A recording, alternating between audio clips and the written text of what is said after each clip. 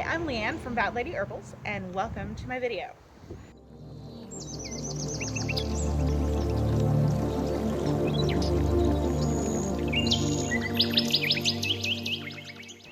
Today we are in a average, normal backyard here in Central Florida, and I wanted to introduce you to a plant that, while you might recognize its more infamous cousin, we actually have a local version of here. And the common name is stinging nettle. Now, the normal stinging nettle is Urtica dioica, and it usually doesn't come too far down in this range on its own. But luckily, we have one that's native to Mexico, Central Florida, and all the places in between. And even sometimes gets up into North Florida, into the Georgia range. Now, it is heart-leafed stinging nettle instead of just regular stinging nettle. And so it does tend to trick people. See, if you're walking on a trail and you look down and you see, oh, these nice little heart-shaped leaves, an opposite pattern might be a new mint, and then you reach and you grab it and it tells you very violently that it is certainly not a mint. You see, heartleaf stinging nettle is the stinging nettle of all the stinging nettle genus that has the worst sting. Of course, you know, it's from Florida, right? That's how it has to happen. And as you can see, I'm actually going to use something to point to it because I don't want to get stung because it is painful. But it has all these little hairs all over. You can see this one starting to get its flowers, little green flowers. It's wind pollinated, so they don't look very much like normal flowers, and they're really tiny. So you see all these hairs that you can't help but find even when you're trying not to. They all contain formic acid, which is a similar acid, if not the same acid, that's found in fire ants. It is not pleasant. There is a slight benefit to the acid though, because people who experience joint pain, if they intentionally get stung, after the sting goes away, sometimes they report that their inflammation goes down and the pain from the inflammation is lessened for a while. However, unless you have some pretty extreme pain, I don't know anyone who's willingly going to do this. But you can see these little leaves do resemble mint leaves in some way.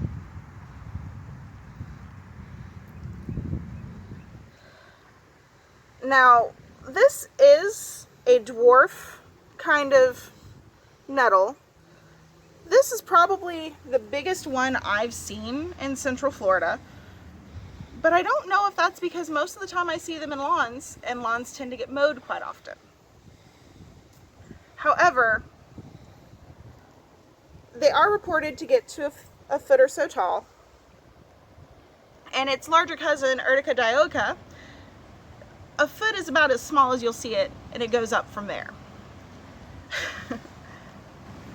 Now, not only is this little plant one of the most well-known edible wild greens in the world, but it's also extremely medicinal. Yes, you can eat the leaves raw if you want to risk the sting. There is a way to crush the needles and get rid of that formic acid while it's raw, but you have to be very careful about it. And I just don't think it's worth the effort. So whenever I choose to eat fresh nettles, I'll typically wear really thick gloves, pick them, take them inside, wash them off really good while still wearing the gloves, and then boil them for about 10 minutes. That's enough to oxidize the formic acid and make sure that you aren't gonna have any issues with that sting while you're trying to eat it. Now, every part of the plant is useful medicinally, and every part of the plant is edible. The roots, however, I don't tend to use as much. First off, it's easier to find leaves whenever you want to order them in bulk. But also, if I pick the aerial parts of the plant right now, in a little bit, they'll come back up and I can keep continually harvesting throughout the season. The roots, however, if I pick up the root, that's it for the plant. So I usually leave the roots alone and just keep harvesting the leaves. Now, remember I said that to prepare them to cook, I'll actually boil them for about 10 minutes. I don't throw away the stalk. I don't throw away that water. I actually use it as a medicinal tea. Now, nettle is one of the most nutritious plants probably on earth. It is full of all kinds of vitamins and minerals, including vitamin K, which helps blood clotting. Now, it's also really high in iron and full of folate, but it's also a really good plant source of protein. Now, one of the things when you learn about plants that are full in minerals and you want to get that mineral content out, minerals are water soluble. So you want to boil them, brew them, make sure that they come out with the water and not with an alcohol. So tinctures are great, but if you want that mineral content, you want to do usually I recommend a long brew where you let it sit in the water for overnight, 8 hours, something like that. So nettles are actually really good for your allergies as well. In addition to the formic acid and the needles, they also contain histamine, and the entire plant contains properties that help with your allergies, not just that. But one thing about it is all those properties are alcohol soluble, which means they're only drawn out in alcohol. So if you want to use nettle of any kind for your allergies, it's best to do a tincture. And for a simple tincture, you just fill a mason jar full of the plant. In this case, it would be nettle leaves or roots. And then you cover it up with alcohol, at least 80 proof. You let it sit in a cool, dark place for about 6 weeks. You have yourself an allergy tincture. Now, this plant is also really good for pretty much everything in your body. It's a natural tonic, which helps every system of your body just work that much better. It's also really good for your kidneys and used in traditional Chinese medicine and Ayurvedic medicine just for that purpose. Now, it's also used in both TCM and Ayurvedic medicine to help replenish blood and vitality after giving birth, which is actually a good segue into my next point, that this is a great plant to call on for women during every stage of their life, but especially during pregnancy and shortly after birth. Now, there are some issues that it could be a little bit too stimulating in early pregnancies. So a lot of people suggest that you wait until the second trimester. But when the second trimester starts, drinking an infusion of nettle is recommended by almost every natural holistic practitioner that works with pregnancies. A lot of this is because of the high nutrient quality of this plant, but it also helps to tonify the uterus and get the body ready to physically deliver the baby.